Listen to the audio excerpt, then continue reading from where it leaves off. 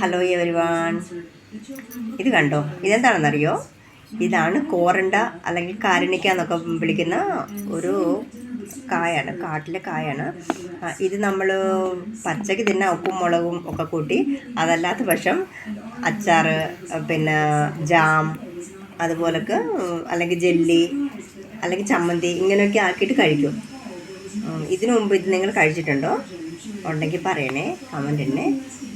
ഇതാണെങ്കിൽ ചിരണ്ടി എടുത്തിട്ട് ഉപ്പും മുളകും ഒക്കെ വെളിച്ചെണ്ണയൊക്കെ ചേർത്ത് അച്ചാറാക്കി ഉപയോഗിക്കും. അതല്ലെങ്കിൽ പിന്നെ നമ്മൾ ഈ ഇറച്ചി, മീൻ കറി ഇതൊക്കെ വെക്കുമ്പോഴേ, മീനൊക്കെ വെക്കുമ്പോൾ നമ്മൾ ഈ പുളിക്ക് പകരമായിട്ട്, അതായത് പുളിയില്ലാണ്ട് പുളിക്ക് വേണ്ടി ഇത് ഉപയോഗിക്കാം. ഏത് കറികളിലും പുളിക്ക് പകരമായിട്ട് ഇത് ചിരണ്ടിനകത്ത് അരി എടുത്ത് വെച്ച് കണ്ടി ചെറിയ കഷ്ണങ്ങളാക്കിയിട്ട്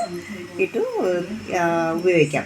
പിന്നെ അതിനെ നമ്മൾ സാധാരണ പഞ്ചസാരയൊക്കെ ചേർത്തിട്ട് ജാം പോലൊക്കെ ആക്കി ബ്രെഡിൻ്റെ ഒപ്പം കഴിക്കാം. പിന്നെ അല്ലാതെ വേണ്ടി ഇത് നല്ല ഒത്തിരി ഗുണങ്ങളുള്ളതാണ് കേട്ടോ നമ്മുടെ ശരീരത്തിന്. അതായത് രോഗപ്രതിരോധ ശക്തി ഉയർത്താനും, പിന്നെ നമുക്ക് ഈ ചിലർക്ക് വായിൽ പുണ്ണാവൂലേ, അന്നേരം അതിന് വേണ്ടിയിട്ട്, അതുപോലൊക്കെ ഈ കുട്ടികൾക്കൊക്കെ ലൂസ് മോഷൻസും അതൊക്കെ ആവുന്ന സമയത്ത് ഇത് കൊടുത്തു കഴിഞ്ഞാൽ നല്ലതാണ്. അതുപോലൊക്കെ നമുക്ക് ദഹനശക്തി വർദ്ധിപ്പിക്കാനും ഈ ഉപയോഗിക്കാം. നല്ലതായിട്ടും ഇതാണ്.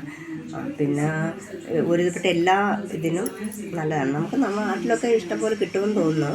എനിക്കിപ്പോൾ ഇവിടെ മാർക്കറ്റിൽ ചെന്നപ്പോൾ കണ്ടതാണ്. ഇത്രയും കാകൾക്ക് 20 രൂപയായി. നാട്ടിലാണ് ഇത് വില കുറവായിരിക്കും ഇതിനെക്കാട്ടിലും. നമുക്കൊക്കെ ഇഷ്ടംപോലെ കിട്ടൂലേ.